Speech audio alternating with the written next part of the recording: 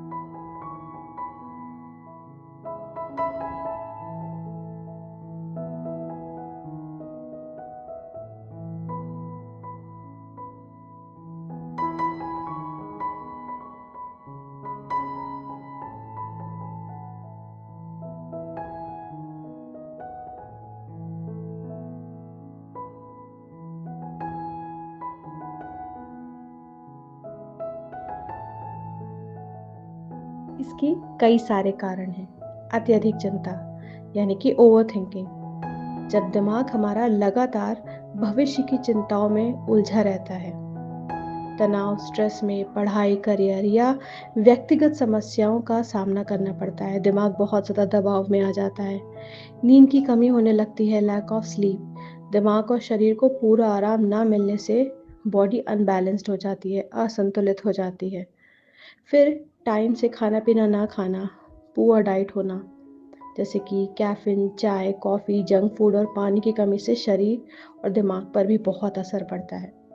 जब आप एंजाइटी में आ जाते हैं, इस तरह के सिम्टम्स अधिकतर और ज़्यादा आपको परेशान कर सकते हैं जब इस तरह की सिचुएशंस से आप गुजर रहे होते हैं। शरीर में मैग्नीशियम और विटामिन B12 की कमी से नर्वस सिस्टम को और ज़्यादा नेगेटिव इफ़ेक्ट पड़ता है। अत्यधिक screen time, excessive screen time बढ़ जाता है। हम रात बेरात अंधेरे में सोशल मीडिया या पढ़ाई के कारण लगातार स्क्रीन पर देखने से मानसिक थकान महसूस करते हैं। भावनात्मक दबाव, इमोशनल सप्रेशन जैसा महसूस होता है कि जब व्यक्ति अपनी भावनाओं को दबाता रहता है कंटिन्यूअसली, किसी से कह नहीं पाता, शेयर नहीं कर पाता, तो शरीर इसी तरह प्रतिक्रिया दे सकता है। ये उस तरह के सिम्टम्स हैं जब हम ये सब चीज़ें महसूस कर रहे होते हैं, या कुछ चीज़ें जब इतनी ज़्यादा नहीं बिगड़ी होती है तो हम कुछ आदतें ऐसी बिगाड़ लेते हैं जिनकी वजह से ये सब चीज़ों का एक्सेस बहुत ज़्यादा बढ़ जाता है। अब बात आती है कि हम अपने दिमाग पर कंट्रोल क्यों खोने लगते हैं? ऐसा क्यों और कब कहाँ से शुरू होता है? तो कभी सोचा है कि anxiety, stress, depression, mood swings, bad behaviours, नींद ना आना, सिर्फ टेस्टी खाने की क्रेविंग होना, बिना वजह फ़ोन स्क्रॉल करना और खुद पर कंट्रोल ना होना, आखिर शुरू कहाँ से होता है? शायद किसी ने हमें सही और गलत में फ़र्क समझाने के लिए सही समय पर रोका नहीं। शायद हमने कभी सोचा ही नहीं कि हमारा दिमाग हमें प्लेजर और कंफर्ट के जाल में फंसा रहा है। गलत आदतें अपनाना आसान होता है, ये सब हम जानते हैं, क्योंकि उसमें मेहनत नहीं लगती। धीरे धीरे हमारा दिमाग आलसी हो जाता है और हम बस रूटीन में फंसे रहते हैं, खुद को जकड़ा हुआ सा महसूस करते हैं। तो जब रियलिटी से भागने लगते हैं, तो ऐसे टाइम पे क्या करना चाहिए? हम एक्सेप्ट ही नहीं करते कि हमारे साथ क्या हो रहा है। तो बहुत से लोग हेल्प तो चाहते हैं, मदद तो चाहते हैं, लेकिन उन्हें लगता है कि कोई जादू होगा, कोई मैजिक होगा और सब ठीक हो जाएगा। क्या इतना आसान है? पर सच्चाई ये है कि रियलिटी को एक्सेप्ट किए बिना बदलाव नहीं आ सकता। जो लोग समझ सकते हैं उनके पास पेशेंस नहीं होता, और जो सेंसिटिव होते हैं वो बार बार हर्ट होते रहते हैं। धीरे धीरे एंजाइटी और मेंटल स्ट्रेस हमारी जिंदगी का हिस्सा बन जाता है। तो हमें करना क्या चाहिए? तो ये जर्नी बहुत लंबी है, आपका अवेयर होना बहुत ज़रूरी है। हमें सबसे पहले बैठ के खुद से बात करने की ज़रूरत है, स्पेशली उस समय जिस समय दिमाग शांत है, कि पहचानिए कि कहाँ गलती हो रही है, कहाँ चूक हो रही है। क्या आप सिर्फ प्लेजर ड्राइवन एक्टिविटीज़ ही कर रहे हैं? जंक फूड खाना, कंटिन्यूसली फ़ोन पे स्क्रॉलिंग करना बिना किसी रीज़न के, गेमिंग, लेज़ीनेस जैसी चीज़ों में फंसे रहना, या लोगों से बार बार लड़ना, उन्हें ब्लेम करना। क्या इमोशंस को सही से प्रोसेस नहीं कर पा रहे हैं? क्या आप रियलिटी से भाग रहे हो या उसका सामना कर रहे हो? सोच के देखो, क्या चल रहा है? इस तरह के क्वेश्चंस आपके माइंड में आने चाहिए। छोटी लेकिन कंसिस्टेंट अच्छी आदतें अपनाना बहुत ज़रूरी है यहाँ पे। तो सिर्फ 5 मिनट से हर दिन स्टार्ट कीजिए ना, अपने आप को सेल्फ रिफ्लेक्शन करने के लिए। जैसे कि आज मैंने खुद के लिए क्या अच्छा किया। सोशल मीडिया डिटॉक्स शुरू कीजिए। एटलीस्ट दिन में एक टाइम फिक्स करिए जब आप फ़ोन को बिल्कुल भी हाथ ना लगाएं। बहुत ही अर्जेंट हो तो बात अलग है कि कॉल पे बात कर लें, लेकिन वहाँ भी लिमिटेशंस का ध्यान रखें कि जल्द से जल्द फ़ोन काटें, फिर बातों में ना लग जाए। जो काम है उसे जल्दी से निपटाइए। फिज़िकल मूवमेंट ज़रूरी है, थोड़ा वॉक कीजिए, स्ट्रेचिंग कीजिए अगर आप बिल्कुल भी फिज़िकली एक्टिव नहीं हैं। गुड स्लीप हाइजीन रखिए, लेट नाइट स्क्रॉलिंग बंद कर दीजिए और माइंड को डिसिप्लिन में लाइए, ये बहुत ज़रूरी है। तो डिसिप्लिन में लाने के लिए प्लेजर ड्राइवन आदतों को अवेयर होकर चैलेंज कीजिए। जो काम मुश्किल लगता है उसे छोटे छोटे स्टेप्स में शुरू कीजिए। नेगेटिव थिंकिंग पैटर्न को ब्रेक कीजिए। तो जब भी नेगेटिव सोच आए खुद से पूछिए, क्या ये सच में सच है?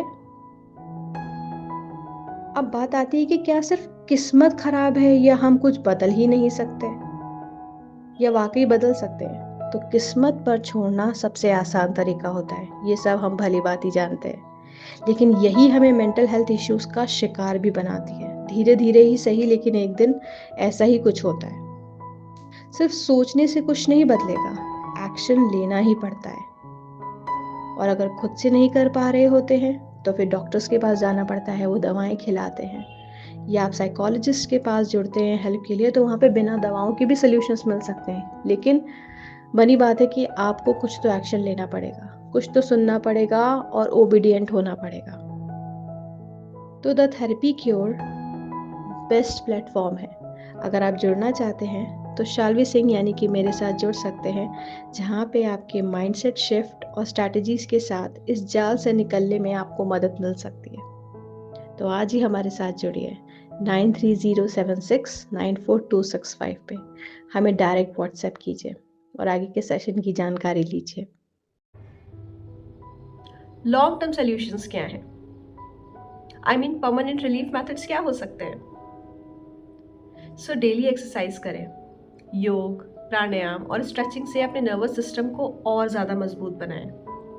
अपने रूटीन को सुधारें, सोने, उठने और खाने का समय तय करें, बहुत ज़रूरी है ये। ध्यान यानी कि मेडिटेशन करें, रोज़ 10 मिनट का ध्यान बहुत ज़रूरी है। That is called mindfulness meditation, जो आपका फोकस बढ़ाएगा। अपनी भावनाओं को लिखें, जिसे हम जर्नलिंग कहते हैं। अपनी परेशानियों को डायरी में लिखने से दिमाग हल्का होता है, तो एक सेपरेट डायरी ज़रूर बनाएं। हर इंसान को लिखना चाहिए। किसी से बात करें अगर समस्या बार बार बढ़ रही है, जैसे कि आपके दोस्त, आपके परिवार या कोई भी आसपास के काउंसलिंग साइकोलॉजिस्ट। अब क्योंकि ये छात्रों में अधिक देखा जा रहा है, आजकल के स्टूडेंट्स में अधिक देखा जा रहा है, तो इसके बारे में थोड़ी सी बात करते हैं कि जैसे कि आपने देखा होगा कि आजकल के युवा करियर, पढ़ाई और भविष्य को लेकर ज़्यादा चिंता करते हैं, जिससे ब्रेन ओवरलोड हो जाता है। इस वजह से शरीर में घबराहट, भारीपन और गले में रुकावट जैसी फिजिकल प्रतिक्रियाएं होती हैं। इस स्थिति से बाहर निकलने के लिए मानसिक और शारीरिक संतुलन बनाए रखना बहुत ज़रूरी है। तो अगर ये समस्या लगातार बनी रहती है आपके साथ, तो थेरेपी से भी बहुत मदद ली जा सकती है। मानसिक स्वास्थ्य को प्राथमिकता यानी कि प्रेफरेंस देना आपकी पढ़ाई और करियर दोनों के लिए बहुत ज़्यादा बेनिफिटेड होगा, बिलीव मी। और अगर कोई 50 प्लस भी है या बीच की एज ग्रुप में है 25-30, तो उनके लिए भी बहुत बेनिफिटेड है। तो ये आप ज़रूर ट्राई कीजिए। अब देखिए, कुछ लोग कभी कभी पूछते हैं कि ये जो ग्राउंडिंग टेक्निक है, इसको क्या, क्यों, कैसे और कब तक करनी चाहिए। तो जब कोई व्यक्ति अचानक घबराहट, भारीपन, दिल बैठना या गले में कुछ अटकने जैसा महसूस करता है, तो उसे ग्राउंडिंग टेक्निक्स अपनाने की सलाह दी जाती है, जैसे मैं भी देती हूँ। लेकिन कई बार लोग इसे लेकर कंफ्यूज हो जाते हैं। हम अचानक कैसे देखें, कैसे सुने, क्या छुएं, क्या सूंघें, इसलिए इसे सही तरीके से समझना बहुत ज़रूरी है। तो वीडियो को अंत तक ज़रूर देखें। इस टेक्निक को कैसे यूज़ करना है, इसे समझना बहुत ज़रूरी है। तो अगर बात करते हैं कि इसका यूज़ कैसे करना है, सही टेक्निक्स क्या हो सकती है, तो जैसे कि जब आपने वीडियो देखा होगा तो 5 4 3 2 1 टेक्निक की बात मैंने की है। इस टेक्निक को आपको अपने प्रेजेंट में रहकर, अपने प्रेजेंट मोमेंट में रहकर लाने के लिए कहा जाता है। तो सबसे पहले कहा जाता है कि इसमें आप 5 चीज़ें देखें। कैसे? अपने आसपास देखिए, कोई भी 5 चीज़ें नोट कीजिए, जैसे कि कमरे में कोई पंखा हो, मोबाइल हो, खिड़की हो, घड़ी, दीवार का रंग, जो भी आप प्रेजेंटली देख पा रहे हैं। जब ये हो जाए, फिर 4 चीज़ें आपको छू कर महसूस करनी है, जैसे कि आपके खुद के कपड़े, कुर्सी, टेबल, पानी की बोतल या कोई भी चीज़ अपने हाथों से महसूस कीजिए, जो भी आप उस समय अवेलेबल कर पा रहे हैं खुद के लिए। फिर 3 चीज़ें सुननी है, अपने आसपास के आवाज़ों पर ध्यान दें, किसी का बोलना, पक्षियों की चहचहाट, पंखे की आवाज़ या कोई और ध्वनि। फिर आपको 2 चीज़ें सूंघनी है, स्मेल करनी है। अपने आसपास की खुशबू या महक को महसूस कीजिए, जैसे कि किसी पेंसिल की स्मेल, कॉफ़ी, खाने की खुशबू, किताबों की महक, आपके कपड़ों की स्मेल, आपकी खुद की स्मेल। फिर एक चीज़ को आपको टेस्ट करना है, स्वाद लेना है। कोई भी चीज़ खाकर या चखकर महसूस कर सकते हैं, जैसे कि कोई च्युइंग गम, पानी, फ्रूट या अपने होठों का स्वाद, कुछ भी। इवन आपकी स्किन को भी आप टेस्ट कर सकते हैं। तो जब आप इसे करते हैं तो आपका दिमाग अतीत या भविष्य की चिंता से हटकर वर्तमान यानी कि प्रेजेंट मोमेंट में आ जाता है। तो अगर ग्राउंडिंग करने पर भी दिमाग शांत नहीं हो रहा है तो फिर क्या करें? तो उसके लिए आप अपनी सांसों पर, अपनी ब्रीदिंग पे ध्यान दें। गहरी सांस लें और धीरे धीरे छोड़ें। हल्का स्ट्रेच करें या टहलें, शरीर को मूव करें ताकि ब्लड फ्लो सही तरीके से हो। ठंडा पानी पिएं या चेहरे पर पानी डालें, तुरंत राहत मिलती है। खुद से बातें करें, खुद को शांत करें, जैसे कि मैं ठीक हूँ, ये बस एक फीलिंग है जो थोड़ी देर में चली जाएगी। तो क्या हमें हर समय ग्राउंडिंग टेक्निक्स को अपनाना चाहिए? कई बार ऐसा होता है कि लोग पूछते हैं क्या हर वक्त काम करेगी? तो मैं यह कहना चाहूँगी कि नहीं, ये केवल तब अपनाना चाहिए जब आप अचानक घबराहट महसूस करें या ब्रेन ओवरलोड लगने लगे। तो अगर आपकी एंजाइटी कभी कभी होती है तो ये टेक्निक काफ़ी मददगार है, काफ़ी हेल्पफुल है आपके लिए। अगर ये रोज़ रोज़ होने लगे तो ये चिंता का विषय है, कंसर्न है आपके लिए। अब लोग पूछते हैं कि एंजाइटी को कितना सीरियसली लेना चाहिए, क्या इसका कोई लेवल है? कब जाके हमें लगे कि नहीं, ये बहुत सीरियस हो रहा है। तो हल्की एंजाइटी अगर कभी कभी होती है तो चिंता की बात नहीं है, इसे लाइफस्टाइल से मैनेज किया जा सकता है। सबके साथ है, मेरे साथ भी है। पर अगर ये बार बार हो रही है, अगर ये लगातार हो रही है, रोज़मर्रा की ज़िंदगी में बाधा डाल रही है, आपकी पढ़ाई काम पर असर डाल रही है, तो इसे इग्नोर नहीं करना चाहिए, इस पे काम करना चाहिए। सीवियर एंजाइटी जैसे कि अगर घबराहट इतनी बढ़ जाए कि सीने में दर्द, सांस लेने में दिक्कत, हाथों में कंपन या रोज़मर्रा के काम करने में मुश्किलें हो रही हो, तो तुरंत आप किसी एक्सपर्ट से बात करें, जैसे कि आप मेरे साथ जुड़ सकते हैं। कैसे रोका जाए कि एंजाइटी ज़्यादा ना बढ़े? तो उसके लिए लॉन्ग टर्म मैनेजमेंट बहुत ज़रूरी है। अपनी लाइफस्टाइल में सबसे पहले सुधार करने की ज़रूरत है, क्योंकि अब तक जो जी के आए हैं वो तरीका सही नहीं था। रोज़ाना वर्कआउट करना बहुत ज़रूरी है। योग कीजिए, स्ट्रेचिंग कीजिए, टहलना शुरू कीजिए। रात में अच्छी नींद लें, कम से कम 7 से 8 घंटे। हेल्दी खाना खाएं, जैसे कि मैग्नीशियम और विटामिन B12 से जो कंप्लीट फूड होता है उसे खाइए।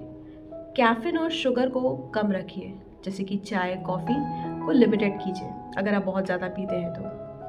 अपना स्क्रीन टाइम कम करें, फ़ोन चलाने का या लैपटॉप चलाने का। सोने से पहले कम से कम 30 मिनट पहले अपना फ़ोन छोड़ दें। लिखने का काम कर सकते हैं, जर्नलिंग करें, अपनी भावनाओं को लिखें ताकि मानसिक भार कम महसूस हो।